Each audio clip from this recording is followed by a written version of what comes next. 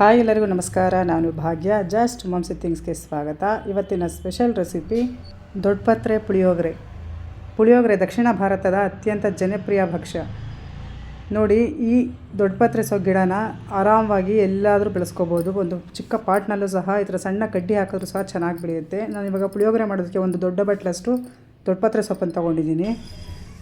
20 ಬ್ಯಾಡಗಿ ಮೆಣಸಿನ್ಕಾಯಿ ಹಾಗೂ ಒಂದು 8 ಗುಂಟೂರು ಮೆಣಸಿನ್ಕಾಯಿ, 2 ಚಮಚದಷ್ಟು ಒಣಕೊಬ್ಬರಿ, ಜೀರಿಗೆ, ಮೆಣಸು, ಮೆಂತ್ಯ ಅರ್ಧ ಚಮಚ ತೊಗೊಂಡಿದ್ದೀನಿ. 1 ಸ್ಪೂನಷ್ಟು ಧನಿಯಾ ತೊಗೊಂಡಿದ್ದೀನಿ. ಹಾಗೆ 2 ಸ್ಪೂನ್ ಕಡಲೆಬೇಳೆ, 1-2 ಸ್ಪೂನ್ ಉದ್ದಿನಬೇಳೆ ತೊಗೊಂಡಿದ್ದೀನಿ. 2 ಸ್ಪೂನಷ್ಟು ಬೆಲ್ಲ, 1-2 ಸ್ಪೂನಷ್ಟು ಬಿಳಿ ಎಳ್ಳು ತೊಗೊಂಡಿದ್ದೀನಿ. ಎಳ್ಳು ಆರೋಗ್ಯಕ್ಕೆ ತುಂಬ ಒಳ್ಳೆಯದು, ಹೆಚ್ಚೆಚ್ಚು ಬಳಸಬೇಕು. ಹಾಗೆ ಒಂದು ಅರ್ಧ ಬಟ್ಲಷ್ಟು ಎಣ್ಣೆ ತೊಗೊಂಡಿದ್ದೀನಿ. ಒಗ್ಗರಣೆಗೆ ಸಾಸಿವೆ, ಕರಿಬೇವು, 2 ಒಣಮೆಣಸಿನ್ಕಾಯಿ, ಕಡಲೆಬೇಳೆ, ಉದ್ದಿನಬೇಳೆ, 1-2 ಸ್ಪೂನಷ್ಟು ಕಡಲೆಕಾಯಿ ತೊಗೊಂಡಿದ್ದೀನಿ. ಹಾಗೆ ಪರಿಮಳಕ್ಕೆ ಹಿಂಗೆ ತೊಗೊಂಡಿದ್ದೀವಿ. 1 ನಿಂಬೆಹಣ್ಣು ಗಾತ್ರಷ್ಟು ಹುಣಸೆಹಣ್ಣು ನೆನೆಸಿಟ್ಕೊಂಡಿದ್ದೀನಿ.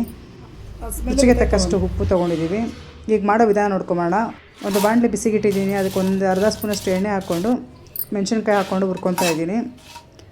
ಮೆಣಸಿನ್ಕಾಯಿ ಸ್ವಲ್ಪ ಫ್ರೈ ಆಗೋದು ಲೇಟ್ ಆಗುತ್ತೆ ಅಂತೇಳಿ ಮೊದಲೇ ಹಾಕ್ಕೊಂಡಿದ್ದೀನಿ. ಸ್ವಲ್ಪ ಚೆನ್ನಾಗಿ ಫ್ರೈ ಆಗಬೇಕು. ಸ್ವಲ್ಪ ಫ್ರೈ ಆದಮೇಲೆ ಕಡಲೆಬೇಳೆ ಹಾಗೂ ಉದ್ದಿನಬೇಳೆ 2 ಸ್ಪೂನ್ ತೊಗೊಂಡಿದ್ದೆ, ಅದನ್ನು ಹಾಕ್ಕೊಂಡು ಸ್ವಲ್ಪ ಚೆನ್ನಾಗಿ ಫ್ರೈ ಮಾಡ್ಕೋಬೇಕು. ಈ ರೀತಿ ಸ್ವಲ್ಪ ಚೆನ್ನಾಗಿ ಫ್ರೈ ಆದಮೇಲೆ ಉಳಿದಂತಹ ಪದಾರ್ಥಗಳನ್ನೆಲ್ಲ ಒಂದೊಂದಾಗಿ ಸೇರಿಸ್ಕೊಳ್ಳೋಣ.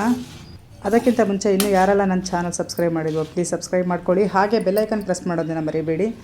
ಈಗ ತಗೊಂಡಿರುವಂತಹ ಜೀರಿಗೆ, ಮೆಣಸು, ಮೆಂತ್ಯ, ಒಣ ಕೊಬ್ಬರಿ ಹಾಗೂ ಧನಿಯಾ, ಎಳ್ಳು ಎಲ್ಲವನ್ನು ಹಾಕ್ಕೊಂಡು ಚೆನ್ನಾಗಿ ಹುರ್ಕೋಬೇಕು. ಇವೆಲ್ಲ ಸ್ವಲ್ಪ ಬೇಗ ಫ್ರೈ ಆಗೋದ್ರಿಂದ ಕಡೆಗೆ ಹಾಕ್ಕೊತಾ ಇದ್ದೀನಿ. ಇದಾಗಿದೆ. ಪುಳಿಯೋಗರೆ ಸಾಮಾನ್ಯವಾಗಿ ಅಕ್ಕಿಯಿಂದ ಮಾತ್ರ ಮಾಡಲಾಗುತ್ತೆ. ಕೆಲವೊಂದು ಕಡೆ ಅವಲಕ್ಕಿಯಿಂದ ಸಹ ಮಾಡ್ತಾರೆ. ಆದರೆ ನಾನಿಲ್ಲಿ ವಿಶೇಷವಾಗಿ ಔಷಧೀಯ ಗುಣಗಳಿಂದ ಕೂಡಿದ ದೊಡ್ಡಪತ್ರೆ ಸೊಪ್ಪನ್ನು ಉಪಯೋಗಿಸ್ಕೊಂಡು ಮಾಡ್ತಾಯಿದ್ದೀನಿ. ಇದು ನಮ್ಮ ದೇಹದ ಶುದ್ಧಿಗೂ ಸಹಾಯ ಮಾಡುತ್ತೆ, ಅಲ್ಲದೆ ಜೀರ್ಣಕ್ರಿಯೆಗೂ ಸಹ ಸುಧಾರಿಸುತ್ತೆ. ತುಳಸಿ ಗಿಡದ ರೀತಿಯಲ್ಲೇ ಹಿತಕರವಾದಂತಹ ಗಾಳಿ ನೀಡುತ್ತೆ. ಹಲವಾರು ಆಯುರ್ವೇದಿಯ ಗುಣಗಳನ್ನು ಹೊಂದಿರುವಂತಹ ಈ ದೊಡ್ಡಪತ್ರೆ ಸೊಪ್ಪು ದೇಹದ ತೂಕ ಕಡಿಮೆ ಮಾಡೋದಕ್ಕೂ ಹೊಟ್ಟೆಯ ತೊಂದರೆಗಳನ್ನು ಸಹ ಕಡಿಮೆ ಮಾಡೋದಕ್ಕೂ ಸಹ ಬಳಸ್ತಾರೆ. ಒಂದು ಅರ್ಧ ಸ್ಪೂನ್ ಎಣ್ಣೆ ಹಾಕಿ ದೊಡ್ಡಪತ್ರೆ ಸೊಪ್ಪನ್ನು ಈಗ ಹುರ್ಕೊತಾ ಇದ್ದೀನಿ.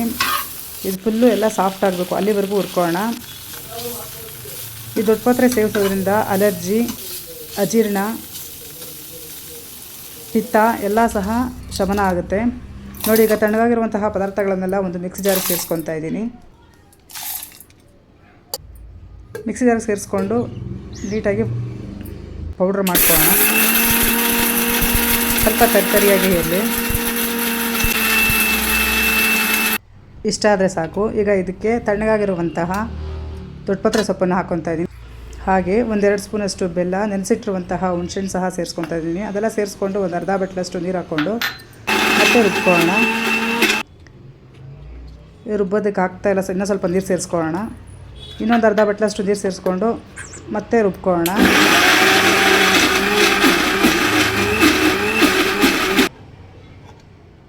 ನೋಡಿ, ಇಷ್ಟ ಆದರೆ ಸಾಕು. ಸ್ವಲ್ಪ ತರಿನೇ ಇದೆ. ಈಗ ಒಗ್ಗರಣೆ ಹಾಕೊಳ್ಳೋಣ. ಒಗ್ಗರಣೆಗೆ ಒಂದು 4 ಸ್ಪೂನಷ್ಟು ಎಣ್ಣೆ ಹಾಕ್ಕೊತಾ ಇದ್ದೀನಿ. 4 ಸ್ಪೂನಷ್ಟು ಎಣ್ಣೆ ಹಾಕ್ಕೊಂಡು ಸಾಸಿವೆ ಸಿಡಿದ ನಂತರ ಕಡಲೆಕಾಯಿ ಬೀಜ, ಕಡಲೆಬೇಳೆ, ಉದ್ದಿನಬೇಳೆ, ಕರಿಬೇವಿನ ಸೊಪ್ಪು ಹಾಗೆ 1-2 ಬ್ಯಾಡಗಿ ಮೆಣಸಿನ್ಕಾಯಿ ಎಲ್ಲವನ್ನು ಹಾಕ್ಕೊಂಡು ಚೆನ್ನಾಗಿ ಫ್ರೈ ಮಾಡಿಕೊಂಡು ರುಬ್ಬಿಟ್ಕೊಂಡಿರುವಂತಹ ಪುಳಿಯೋಗರೆ ಮಿಶ್ರಣವನ್ನು ಹಾಕ್ಕೊತಾ ಇದ್ದೀನಿ.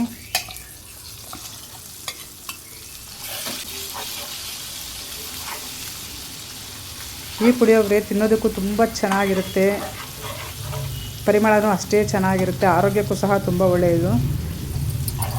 ದೊಡ್ಡಪತ್ರೆ ಬಳಸಿ ಇನ್ನೂ ಹಲವಾರು ಪದಾರ್ಥಗಳನ್ನು ಮಾಡ್ಬೋದು.